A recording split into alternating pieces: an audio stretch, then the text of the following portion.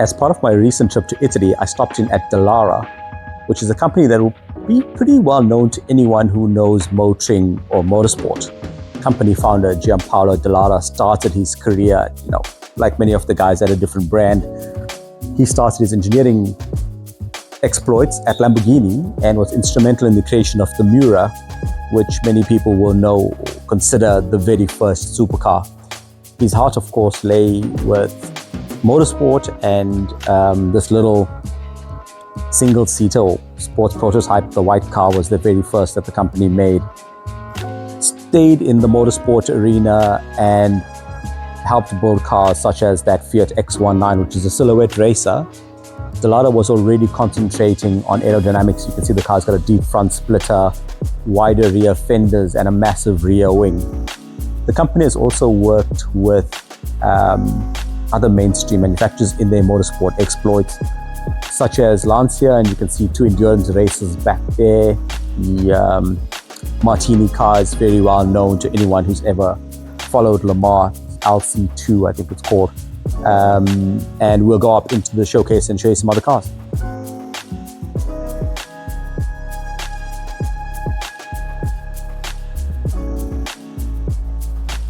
Dallara as a company is quite well known in motorsport circles, primarily for their work with composites and in single-seater race cars. And around me are some of the examples of their creations.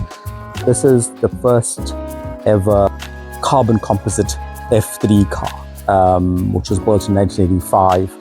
And although it wasn't a one-make series back then, the bulk of the field, like 95 or 98% of the field, decided to use that platform, which was a big feather in the cap, showing that they knew exactly what to do. Here is a replica F3 car that was driven by Sophie Frosch. She had a very bad accident in this car, and the design and the structure of the car meant that she survived, and she made her way down to the factory to come here and thank the company founder personally for the hard work that the company does in terms of safety and composites.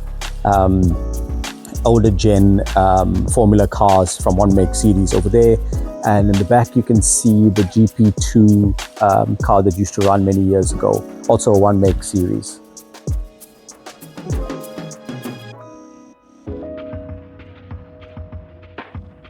To my right, there's the very first car that Dallara won the Indy 500 with. It's not the first car they made for Indy. That was a year before.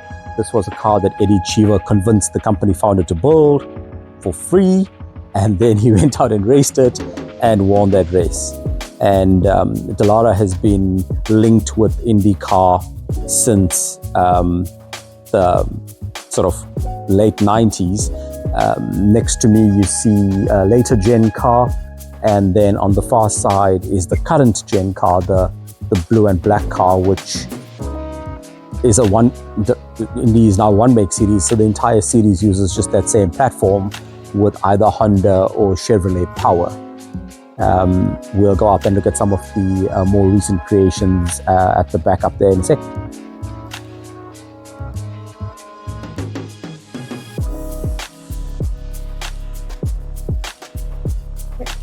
So Dallara has been building single-seat cars at top-level motorsport for years and years. They started in Formula One with the Scuderia Italia car, I think it was like late 1980s, and builds the current gen Haas Formula One car, which you can see behind. It's a slightly earlier car with the smaller wheels. Formula E runs on a Dallara platform. That's a second gen car. And Super Formula, which is sort of the Japanese equivalent of Formula One, if you can call it that, is the red and black car with the Advan logos. That is also a Dallara. And these are all some of the top flight series that Dallara creates cars for around the world.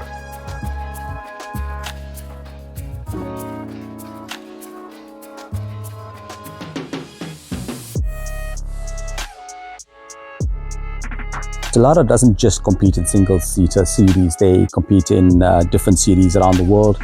This prototype competed at Daytona, and it was driven by Fernando Alonso, among others.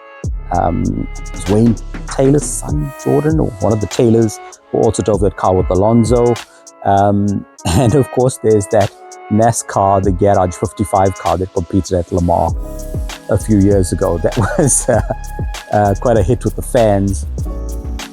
Driven by Jenson Button, Jimmy Johnson, and Mike Rockenfeller.